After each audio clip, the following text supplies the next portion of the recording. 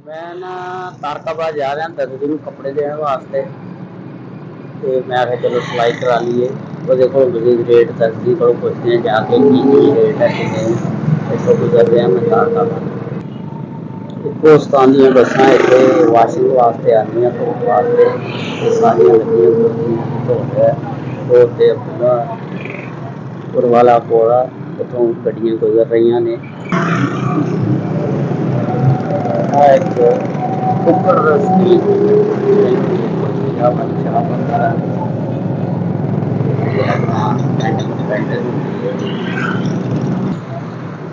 जी railway का फाटक का पहले फाटक कोई नहीं लगा पुल के तले खाली जगह है। ये तारकाबाद भी जगह ये तारकाबाद में जा रहा रास्ता रास्ता जी दोबारा जीपीएस में चला गया है। इधर तारकाबाद है जी ते वो रास्ता परे फाटक में चला गया तो इधर लाइना क्रॉस करके लोग पैदल जा रहे हैं। तो हम आप मेन बाजार तारकाबाद जी मेन बाजार तारकाबाद इतने बहुत बड़ी जुतियों की मार्केट है। इतने बाटा सर्विस सब जुतियों की मार्केट है। फैसलाबाद बहुत बड़ी मार्केट है। लोग इतनी जुतियाँ लैन आते हैं बहुत बड़ी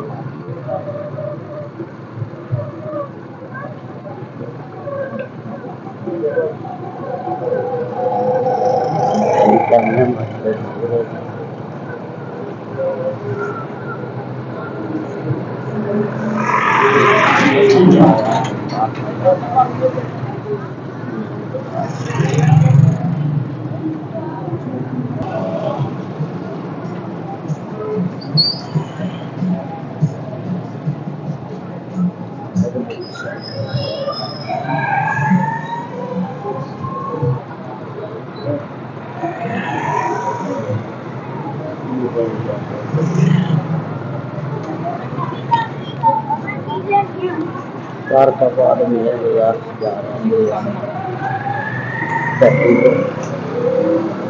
दर्जी नहीं मिलते हैं तो उन्होंने सूट की सिलाई का पुछते जी की रेट है सूट दे सिलाई वास्ते।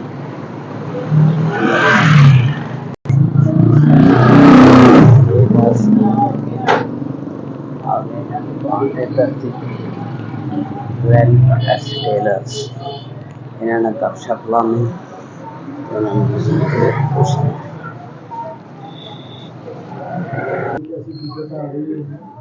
जी। मैं ना दर्जी दुकान पे आ गया अमजद साहब को ते ये मेरा बड़ा पुराना दर्जी है ते कपड़े ज़्यादातर ये को असं सिलाई कराने हैं। ते अस्सलाम वालेकुम अमजद साहब की हाल है ठीक ठाक हो? ये यार दो सूट लेके आया मैं ये सिलाई कराने हैं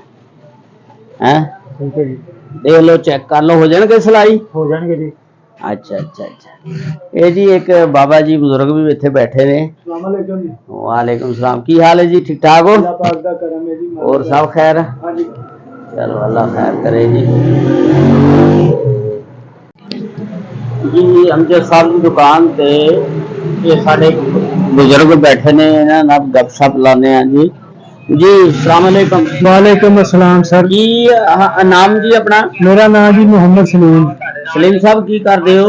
मैं जी अब्दुल्लापुर वाला कब्रस्तान अंदर दरबार है हजूर बाबा चिड़िया नी सरकार दा उत्थे मैं खादम हाँ दरबार दा। चिड़िया नूं सुबह के टाइम चोगा पा दी दा पिछले टाइम चिराग कर दी ने सफाइयां कर दी ने।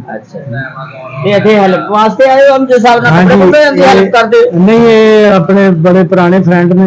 अच्छा इन्हां कोल किसी टाइम आके फरागत जदों होती है फिर बैठ जाइए।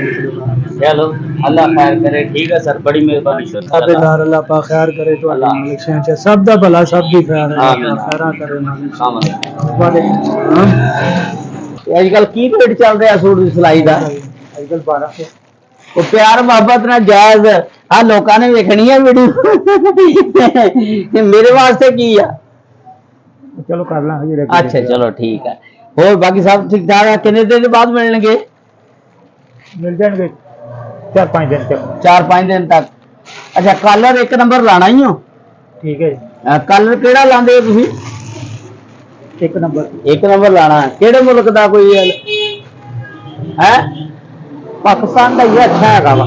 ਕਿਹੜਾ ਮਾਸਟਰ ਕੀ ਹੈ, ਨਾਂ ਕੀ ਹੁੰਦਾ ਕੰਪਨੀ ਦਾ?